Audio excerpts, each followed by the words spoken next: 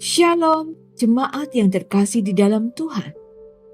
Judul renungan kita hari ini adalah Cerminan Hati. Bagian firman Tuhan yang akan melandasi renungan kita bersama terambil dari Amsal 27 ayat 19. Terjemahan baru yang berbunyi demikian. Seperti air mencerminkan wajah, demikianlah hati manusia mencerminkan manusia itu. Jikalau kita mencermati benda-benda di sekitar kita akan menemukan beberapa benda yang dapat memantulkan sebuah objek. Umumnya, kita akan menyebutkan kaca atau cermin. Sebab memang benar bahwa benda tersebut dapat memantulkan objek. Lebih jauh lagi, kita akan menyebutkan beberapa benda lain seperti logam-logam yang tertentu, lensa-lensa tertentu, dan lain sebagainya. Namun, di samping itu, dalam Amsal hari ini, kita menemukan sesuatu yang kita jumpai setiap hari dan ternyata dapat juga memantulkan objek yang ada di sekitar, yaitu air. Kita sepakat bahwa air dapat memantulkan objek sebab kita sendiri mengalaminya. Ketika kita berjalan melewati genangan air, kita melihat pantulan dari genangan air tersebut. Ketika kita sedang duduk di pantai ataupun di pinggir sungai atau danau, kita melihat pantulan cahaya matahari yang membuat laut berkilau bagaikan berlian. Atau mungkin dalam situasi-situasi lainnya, kita menjumpai objek-objek tertentu yang dipantulkan lewat media air, termasuk wajah kita, gerak-gerik kita pun dipantulkan oleh air. Amsal hari ini berbicara tentang cerminan, pantulan, atau refleksi yang tidak hanya terjadi pada objek-objek yang dapat dilihat oleh mata kita. Masih berkaitan dengan renungan sebelumnya yaitu hati, firman Tuhan hari ini kembali mengingatkan bahwa hati kita mencerminkan siapa diri kita yang sesungguhnya.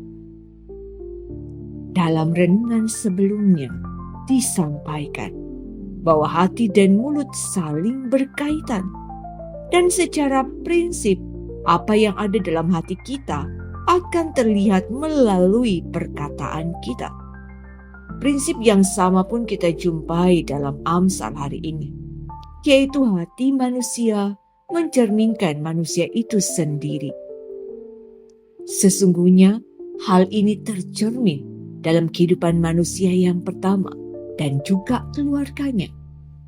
Ketika menyadari keberdosaan mereka, hati manusia selalu berusaha untuk menunjukkan ketidakbersalaan mereka. Dan akhirnya mereka saling menyalahkan. Dan lebih jauh lagi dalam kisah Kain dan Habel.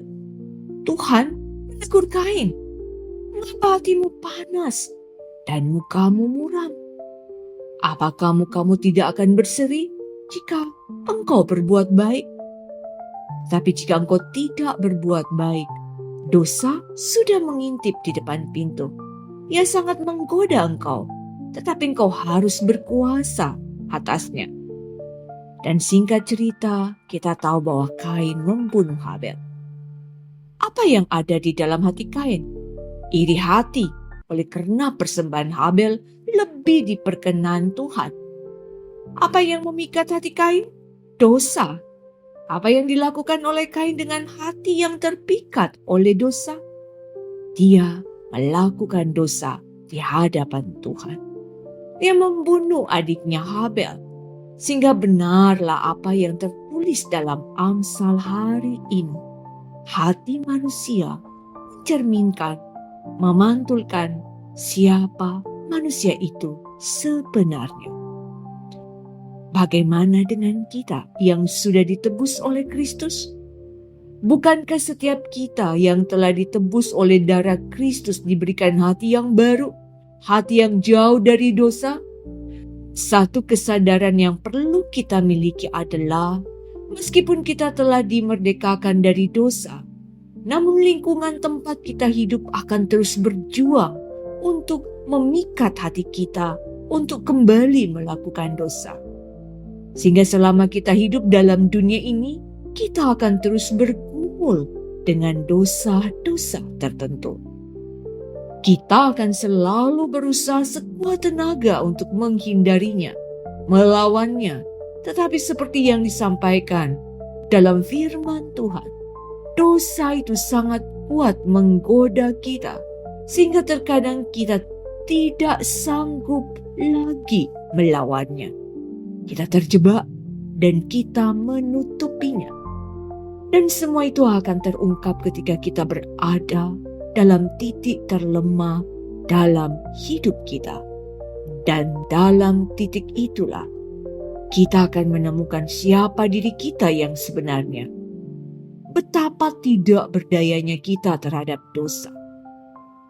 Dan kita akan menyadari betapa kita sungguh membutuhkan kasih karunia Tuhan dalam hidup kita.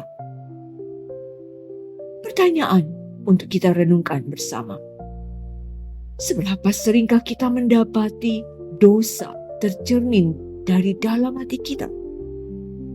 Seberapa sering kita memohon kasih karunia Tuhan memenuhi hati kita, sehingga yang tercermin adalah kasih karunia-Nya?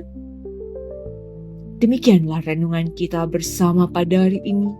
Kiranya kita boleh terus bertumbuh setiap hari di dalam Tuhan.